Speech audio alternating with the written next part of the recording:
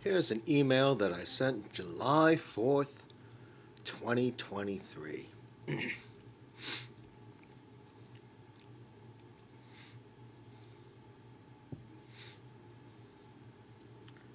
And it mentions how I was pursuing a PhD in clinical psychology and stating that I would have my master's in psychology the next year. Wishing to work primarily as a trauma counselor, I was considering to moving to Canada, but I wanted to find out the education requirements for becoming a therapist in Canada. I checked to see if I could work as a counselor in Canada with my degree in psychology, and according to Indeed, becoming a Canadian certified counselor requires a master's in counseling or a related field. It is my understanding that in the United States, my degree in psychology would not make me eligible for a career as a licensed mental health counselor. I must complete my doctoral program in order to work as a licensed psychologist. The supervised hours required are also different in the states. In New York, for example, my doctoral program requires 3,500 supervised hours, while if I had a degree in counseling, I would only need 600 hours. I do not anticipate not completing my doctoral program, but I would like to start working. If my master's degree allows me to work while I continue my doctoral studies, that would be advantageous for me. I have checked with the College of Alberta psychologists, and they said that my education would suffice the requirements for licensure in their jurisdiction. However, Ontario is closer to my home state of New York, where my parents live, so I might decide on a location in that province to stay closer to my family. While searching on the College of Psychologists of Ontario website, I came across a position called a psychological associate, which I am unfamiliar with. If you have information on how that differs from a psychologist, I would appreciate it. I am currently searching for information myself.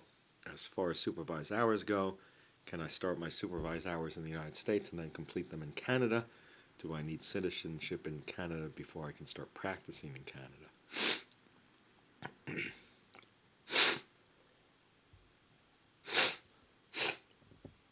Sorry for the sniffles, it's a little cold out. Maybe it's cold outside. And now I'm going to be sniffling.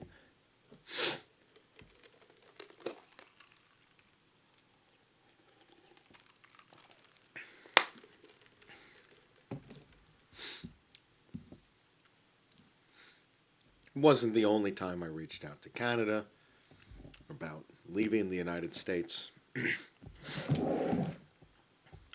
Of course, in 2020, I had called the police. I had called the police as a phone call. Um, can you help me get my dog from my apartment? I have arachnophobia. And, well, things turned out where I got injected with a large dose of ketamine. I compare it to the Elijah McClain situation where he wore a mask into a convenience store, and upon leaving, somebody called in and said there's a suspicious looking guy. And during his interaction with the police, they claimed he attempted to grab their weapon. Now, the camera footage is a little shaky, but they injected him with ketamine, and he died. I didn't die, but sometimes I wish I died, because then I wouldn't have to be living with post-traumatic stress disorder.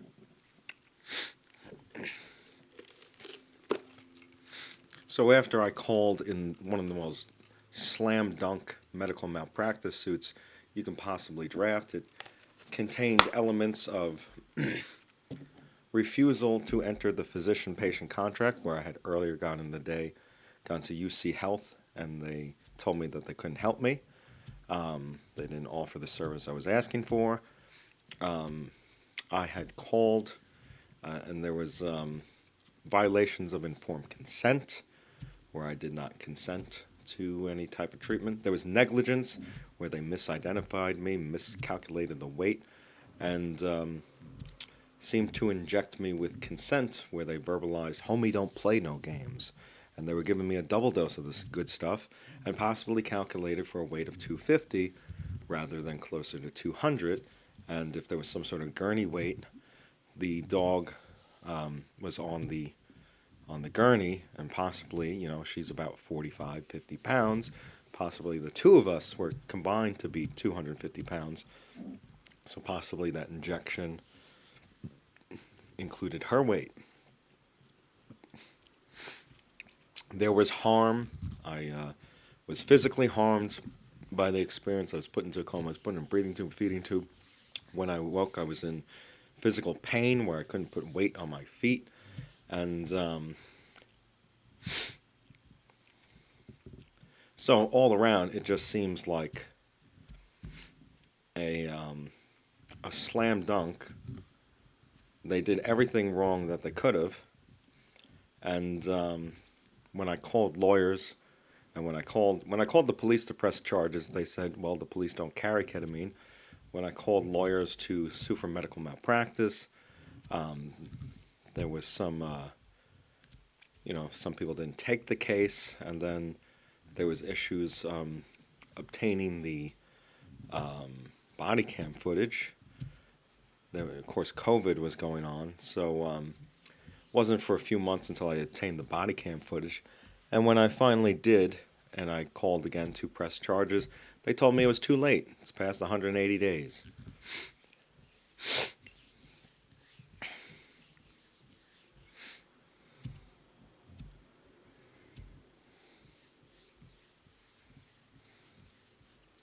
When I returned to New York, I was assaulted by the police outside of a Starbucks.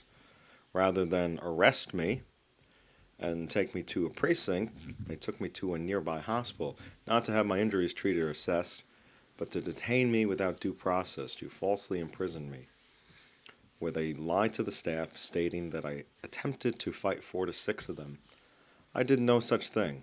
I made no attempt to harm anybody. I only attempted to seek safety within within the Starbucks, where there would likely be cameras and witnesses.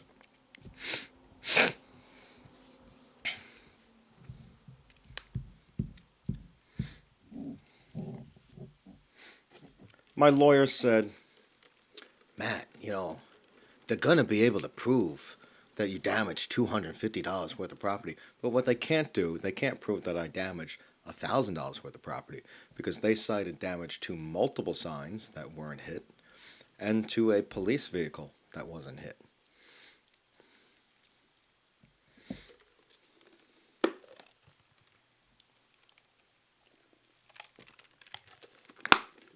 They also said the whole thing was witnessed in the entirety by a person.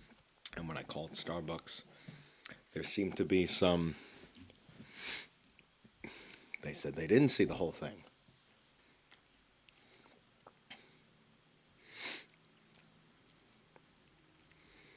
I spent 10 days in the hospital. It could have been longer because of violence that I didn't commit.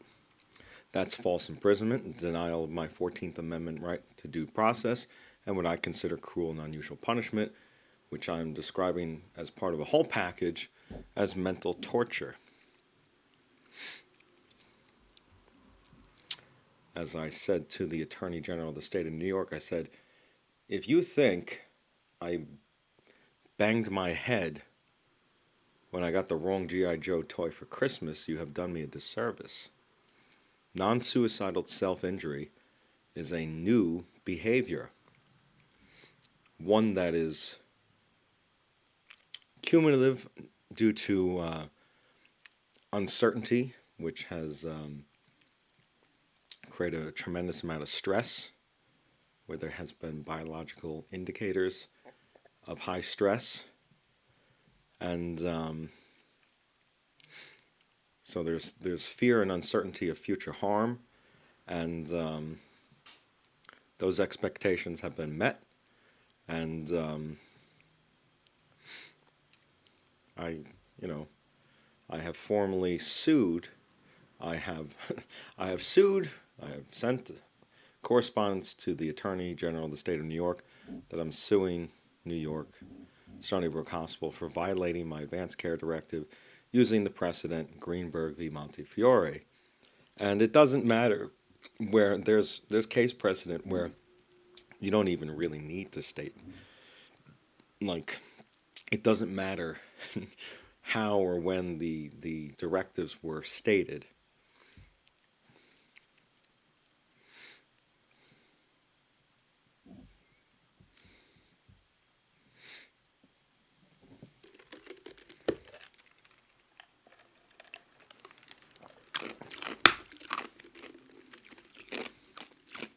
It's upsetting to me because I have been working towards a career in healthcare since I was a kid and have always thought of, a hospital as a place of healing where sick people go to get well. It shouldn't be a source of angst. It shouldn't be one that causes psychological distress.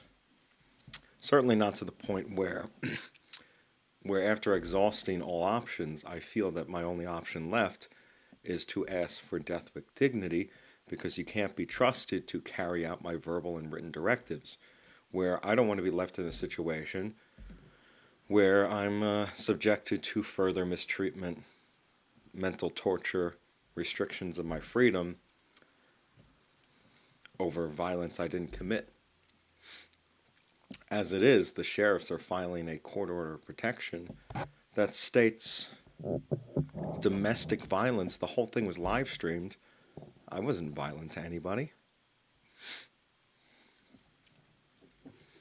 Oh, yeah, they just put domestic. It doesn't matter. Like, if I don't understand, like, if there's some sort of legalese hidden baked into that, where, well, we cited domestic violence because we're pretending to be your friends or something. Like, it reads domestic violence, so other people might see, oh look, they're filing a court order of protection against him because he's been violent in a domestic setting. Like, that's how it's going to be interpreted.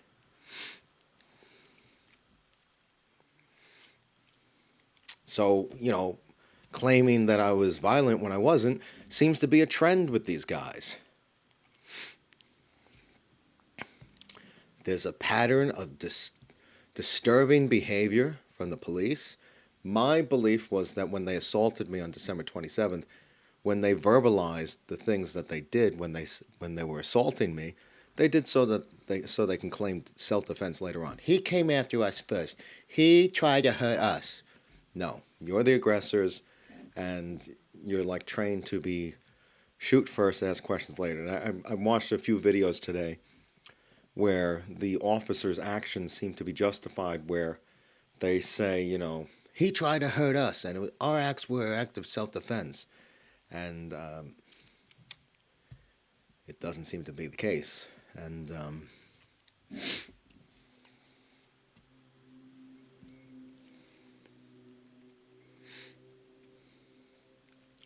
I'm, I don't know if I can ask, like, Dear President, can I have an island to myself? Like a small island in the Caribbean. One where I have a buffer, the ocean serves as a buffer from, police, where you're not going, unless you plan to invade me. He said he's not going to invade Greenland. We're not going to take Greenland by force. So maybe that's a sign of, hey, if we give Joya, his own island, we promise not to invade it, we'll just let him be.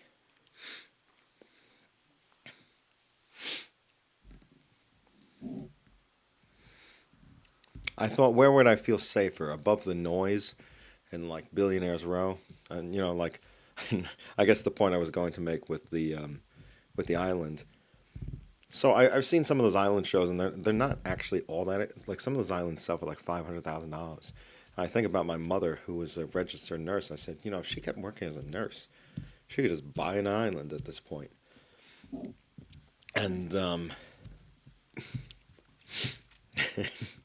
and so it's not like, it's not a luxury thing. It's a safety thing. I want a remote location where I have like a home that has, like a mile on each side, where I'm close enough to civilization where I can just drive into town and there's people, and but I'm far enough where, I have some, I feel safe. So, like, the penthouse on Billionaires Row is used as an example. It's not like, well, here's this $40 million home, but it would basically be like a $40 million, I don't want to say prison, but I'm sure I would have to staff a cook and, some sort of, team, security detail, some people, and, I would essentially, stay there without, It would be like Howard Hughes, I guess. And, that home isn't even that nice. I finally saw the movie Downsizing, and what's his name? Christoph Waltz has like a condo or something, and like originally Matt Damon's character goes in and he's going to buy a house with his wife. His savings of a few $100,000 turns to $7 or $12 million or something. In the downsizing, he's going to live this life, but his wife, sorry if I'm spoiling anything, his wife decides to pull out last minute, so he's now downsized, but he's going to stay, and so they show him in an apartment, and I thought this was to say, like he's just settling for an average lifestyle. He didn't take as much as in the divorce settlement or something, but then he goes up to his neighbor's apartment, and like I said, that apartment is nicer than the things they show on Billionaires Row. Those $40 million apartments. Maybe it's just because he had furniture in it, but it just seemed to be. Maybe I don't know luxury. A lot of those homes just seem kind of bland. They're nice to look at. I used to joke like, "Oh, your son looked at a Porsche, buy me a Porsche," where people are just extorting my father. Yeah, because it was basically involving like the police investigation. So like, how do police interpret my behavior? Where like they're going to they're going to exclude my study of my doctoral studies and graduate studies, but they're going to see like YouTube browsing. Yeah, he's got brain rot. This is a new term that I learned. They had some psychiatrist go on YouTube and describe what brain rot is, and basically, it sounds like what you would think. It's just spending mindless hours on binging worthless content. And I said, and so you think that's how they like? Yeah, I got the dish hooked up to the home like in the mid '90s, '96. I got the satellite, and the aliens are just streaming garbage content. It's Infinity War. Yeah, it adds nothing to my life, but gee, wouldn't it be awesome to be Thor and bang those two bitches and chain and rescue, right?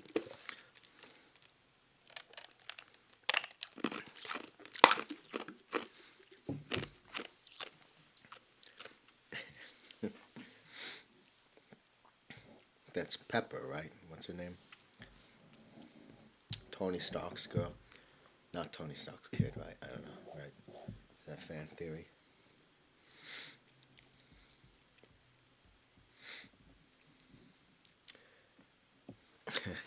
The whole MCU, this could be brain rot. The MCU is brain rot? So I thought of this.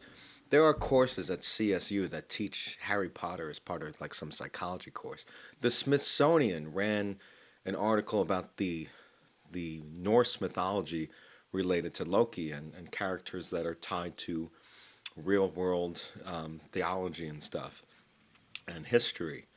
And so I started examining the Infinity War through the lens of Doctor Strange, where I was taking a course, and one of the professors said her favorite book was by Richard Dawkins, The Selfish Gene. And somehow I tied this into the Marvel Cinematic Universe with Infinity War, and I said, which one of the Avengers is the selfish gene? Where basically they're attempting to be like the last surviving person. And the two candidates, the two front runners, were Iron Man and Doctor Strange. And like his decision to not tell Tony, the reality where they all survived wasn't an act of, we're doing it for humanity. He didn't disclose it to him because, he's hiding something. And if he tells Tony, then it results in his demise or something. So basically I examined Infinity War, where it's all about Doctor Strange trying to escape eternal suffering. So he makes the decision to go up to the dark dimension and confront Dormammu using the Eye of Agamotto or whatever, and he puts themselves in an infinite time loop, and this creates a situation of eternal suffering.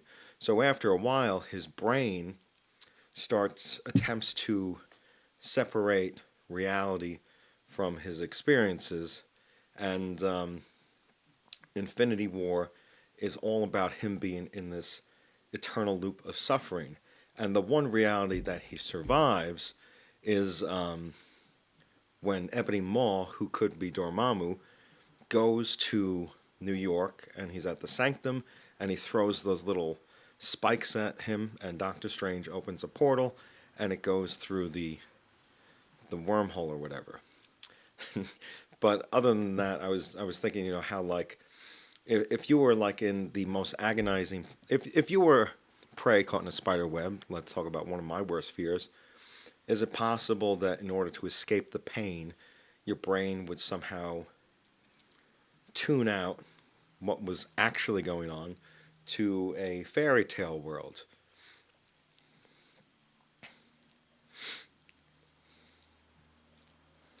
And so I examined it thinking, like, or not thinking, but, primarily using Doctor Strange as the example of the selfish gene. Of course, this was around like 2020. I started hypothesizing this, and then the other one is Tony Stark, and so this is where we blended in with a little bit of reality, or not reality, but so there's a website called the Student Doctor Network, and they there was one for, post describing an individual who's engaging in GPA repair, where they finally enrolled in medical school at the age of 52. And I said, that's Robert Downey Jr. So the Infinity War is just basically Robert Downey Jr.'s pursuit of medical school, and as compensation, he becomes Iron Man or something. And it just happens. I guess the age is appropriate where he might have been 52 or something when he started these movies or something, and but he could also be the selfish gene. But the other thing is, there's no Doctor Doom in the MCU. So Doctor Doom is part of the um, Marvel universe, but he's not owned. He's under the ownership of Sony, or eventually Disney acquired the rights to this. So I was saying that one of the Infinity Stones, the Soul Stone, is Doctor Doom, and the reason why you have to sacrifice something you love in order to get the Soul Stone is because somebody crashed Doctor Doom's wedding and stole his wife on his wedding day. So Doctor Doom got married, and basically this would be an act where um, somebody slept with his wife, and so as punishment, he requires you to sacrifice something you love in order to get the Soul Stone, and he would be the Soul Stone. And since he's not allowed in the MCU, technically the Soul Stone shouldn't exist in the MCU. He's potentially also the Time Stone, and the Reality Stone I relate to Dormammu, and the Tesseract I associate with Taskmaster, potentially, and like think like Ubuntu, Linux platform, and so maybe Thanos is the Tesseract. The Power Stone could have been Wakanda, Black Panther, kind of associated with the color scheme that Marvel already has. Kang the Conqueror, Galactus, or Black Panther, and the premise is that Wakanda mines information from Dormammu, kind of like they, had Vision in the little dentist chair in Infinity War, and they're trying to remove the stone. So Wakanda is data mining Dormammu for all the information. All that technology that Wakanda has is data mined from Dormammu, and Dormammu, the Dark Dimension, is just the reality within the Power Stone. So the Purple Stone, inside the Purple Stone, is the Reality Stone, which has Dormammu. if that makes any sense. And so now some of these theories are coming out where, you know, here's one I didn't think of.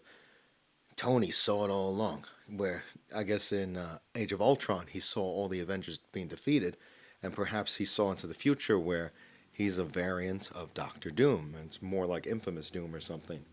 And well, uh, basically, I was saying if this is the case, then none of the actors get paid because Doctor Doom's not allowed in the MCU, and I guess there's more and more theories coming out to support that during the time of Infinity War, Doctor Doom was somehow existing in this universe, such as the incursions where Steve Rogers goes back in time to replace the Time Stone, and this is kind of like my life. Who went back in time and fucked it up? They saw something in the future that was so egregious and they couldn't let it go that at birth they decided to cut my penis off, my foreskin. They said, this is how we mark him. This is how we treat the misbehaved or something. And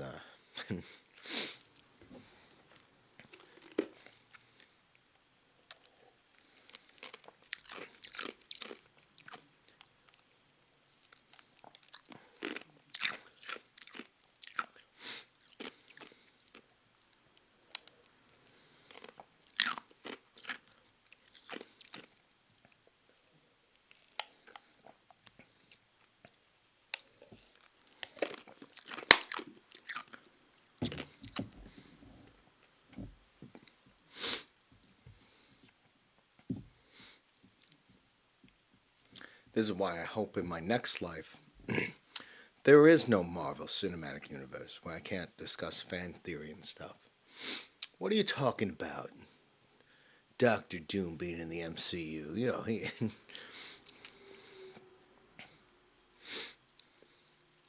I, had comic books as a kid, but I never really read them, or never read them.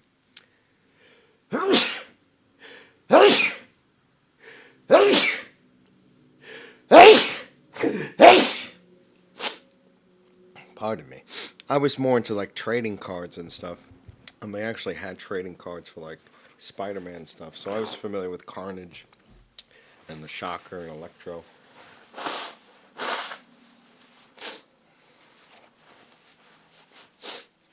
I like cool outfits, so that tends to be villains over heroes.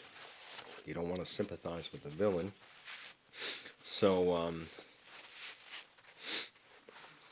someone like Boba Fett is famous for having a cool outfit. He has like no lines in the Star Wars universe, but he's like a fan favorite, and I attribute that to his awesome outfit. So, but anyway, what was I saying? I never read these comic books, but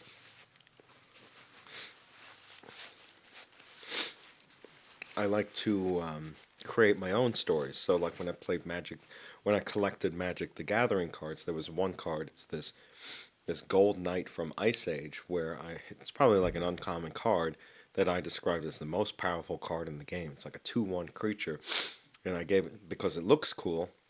I made it the most powerful character, and kind of gave it like a backstory. And that's kind of what I did for some of these Marvel characters, where I came up with fan fiction, I guess.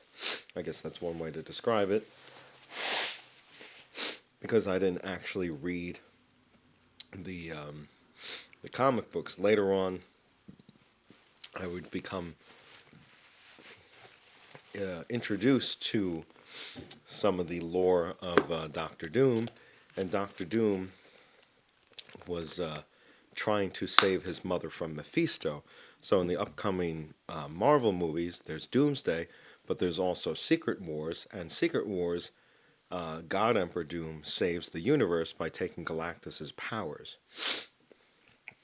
So he's kind of like an anti-hero, and so I guess they're saying like he's coming back and he's going to have like a battle royale, and he's accusing certain individuals as being, egregious violators of the incursions, and I felt like I was a little familiar. He in Secret Wars he steals the power of the Beyonder. I think the Beyonder. There's an episode of some cartoon where he pits Doctor Doom against Spider-Man and introduces them to an environment and says who would win, evil or good. And this is, I guess, where we learn the true nature of Spider-Man. So it's actually Doctor Doom's home planet, and it's an innocent, sweet universe, and he's in love with his wife, and then Spider-Man comes in and bangs his wife, and he says, clearly I'm the most evil one, and is that it?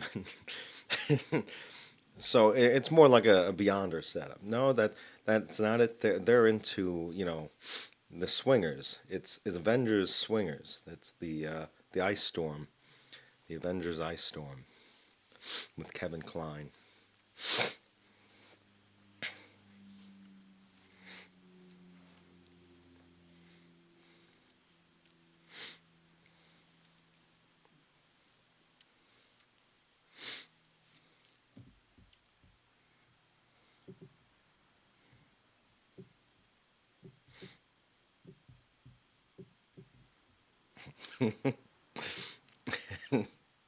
I was just thinking of that movie Grandma's Boy. I used to like that movie.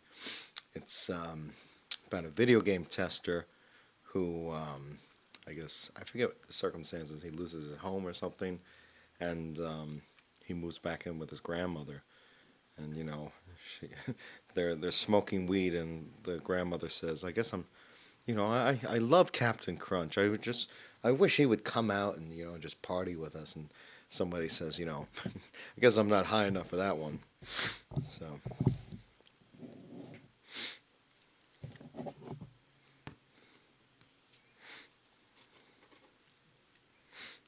well, just keep in mind that some of the things I'm saying are based on Marvel mythos. So, the Infinity story. So I thought this, when I first heard Loki was going to be the villain of Avengers, I said, eh, you know, that's not very exciting. When growing up, like I did watch the Spider-Man cartoons, so I was familiar with Green Goblin, Kingpin, Doctor Doom, and some other ones, Hobgoblin, and Carnage, and Venom, and so the roster of villains in the first phase was they had Loki, they have Ultron, they have Thanos, and so I checked on what the lore behind Thanos was, and basically he falls in love with death, and basically to impress death, he seeks out the Infinity Gauntlet, and that's the Infinity Saga. In the movie, he doesn't know how to crop rotate, so rather than turn back time to when there were people who could grow crops, he decides to snap away half the universe so he can eat his you know funky fruit or something, and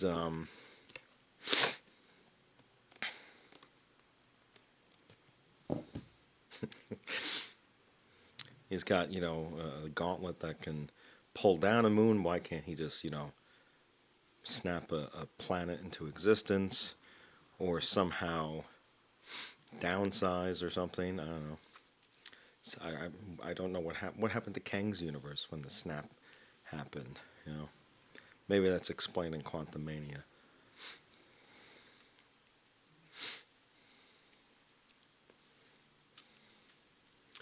But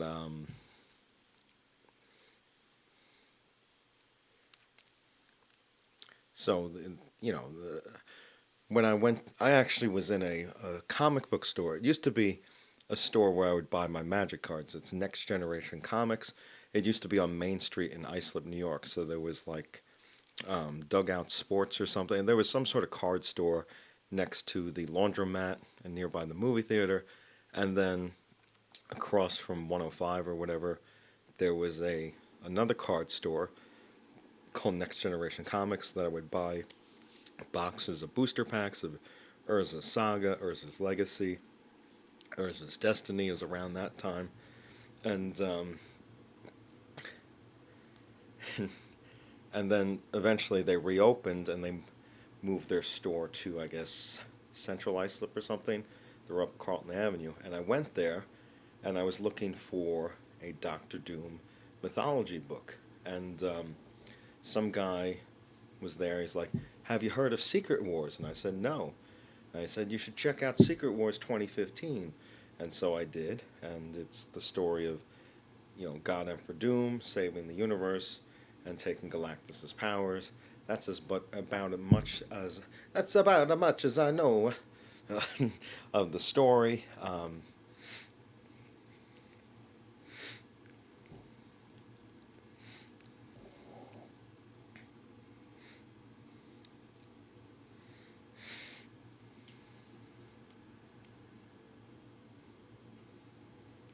And that thing I was telling you about, the Beyonder coming down, pitting Doctor Doom against Spider-Man, trying to figure out who's stronger, evil or good.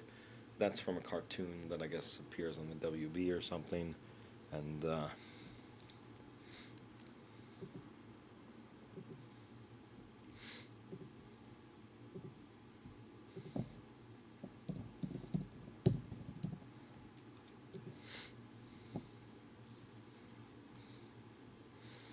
this scene that you might have seen where they're like, uh, whatchamacallit, Doomsday should open like this.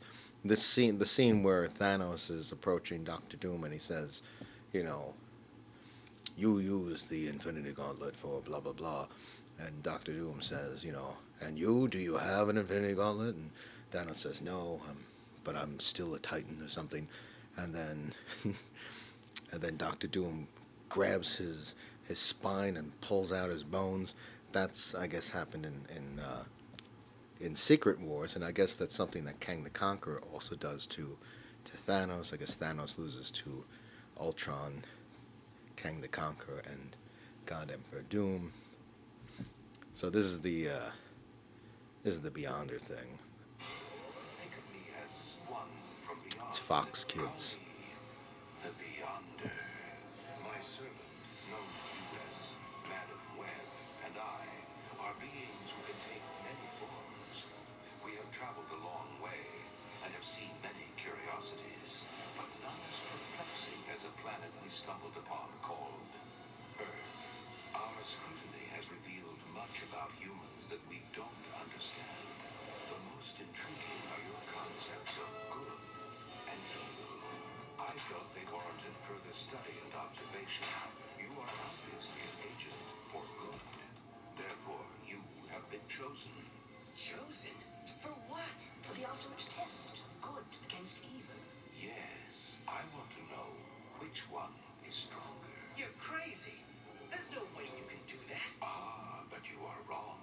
I intend to devise an experiment. Behold, a planet somewhere in the galaxy. This planet has found peace for centuries.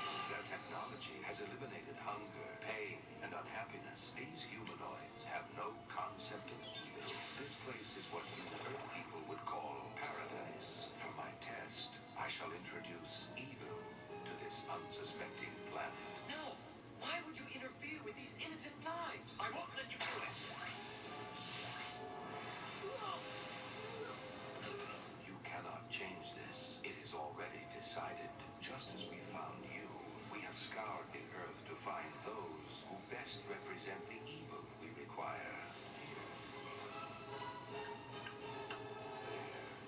Phase 1 is complete. Now for Phase 2. I shall accelerate time. Time will pass equal to... So that's that. And you might say, well, why is a grown man watching this stuff? Well, a lot of this, I became very invested in Game of Thrones, and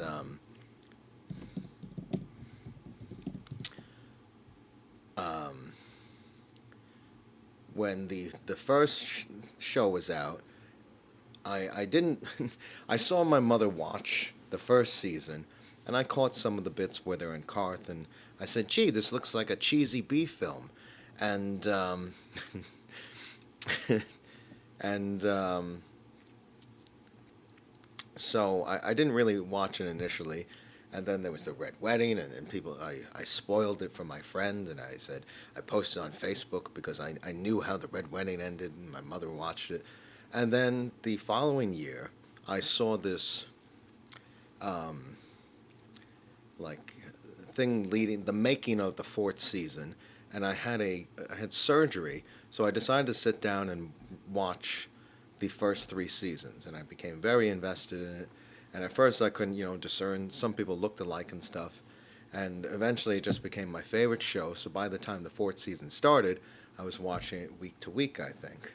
And around like the fifth or sixth season, the more I became invested in it, the more I, entered the expanded universe, with a shy and people who knew the books more, and so there, this Duncan Egg, I actually have the book upstairs. I haven't read it, but I knew of its existence. So when I heard they were announcing the show, it piqued my interest a little. So this is one of the shows. This is one of the channels I might follow up on. Some people like Talking Thrones, but then there's a channel I think called Westeros or something, and I would watch them for some information and more, like I said, a shy and whatnot. And then there's like these two little cartoon guys that would discuss it. They kind of look like him, kind of like South Park characters. I remember my father catching me watching them, and he commented and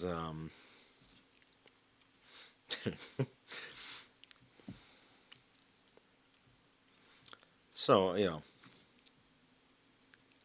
was something to pique my interest because I didn't watch many shows. Yeah, and I feel like the whole room just got deadly quiet in here, and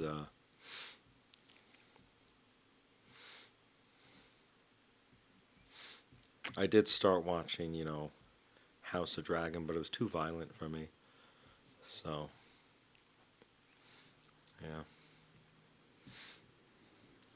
Actually, there's a conspiracy theory that my friends knew that I was, lonely, and everybody knew how big of a Game of Thrones fan I was, so they called up Amelia Clark and they rigged the date where you could win, a date with Amelia Clark to watch the last episode, and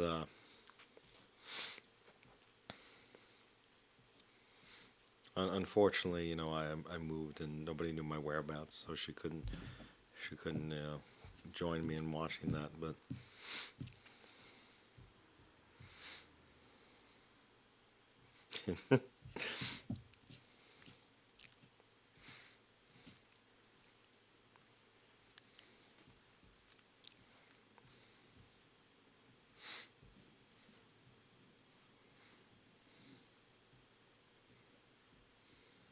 Can you imagine if that were true?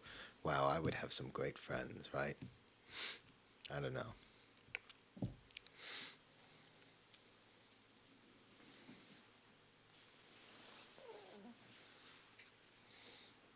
I would never like. I'm not a person who would want to meet a celebrity. I would feel awkward. I wouldn't want to bother them. My friend took a picture with Donald Faison from Scrubs. They're coming out with Scrubs again.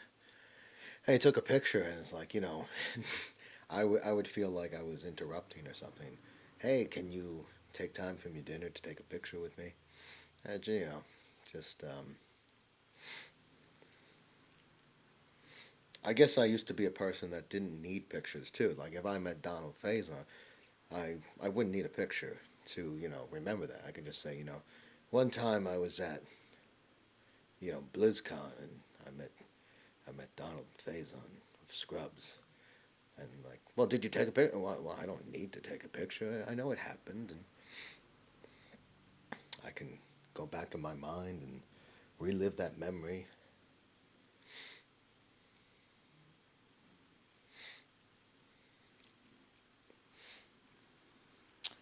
Thought you said you weren't going to do this. Come over to my table like this.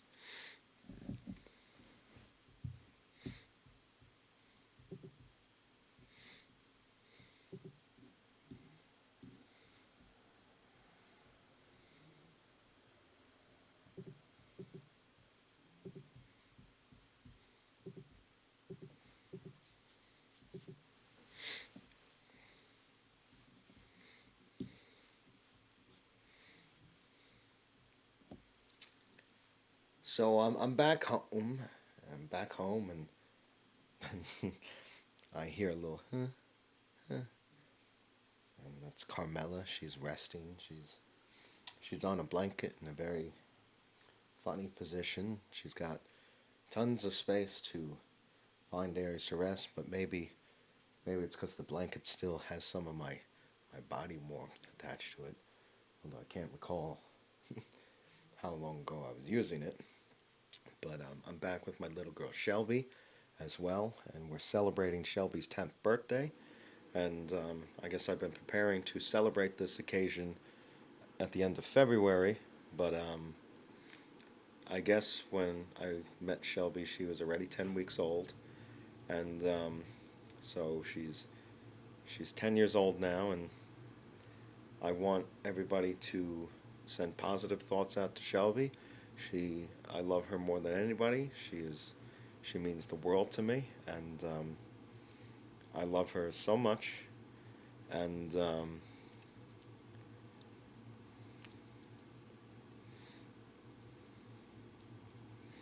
I'm happy to be back with her. Um,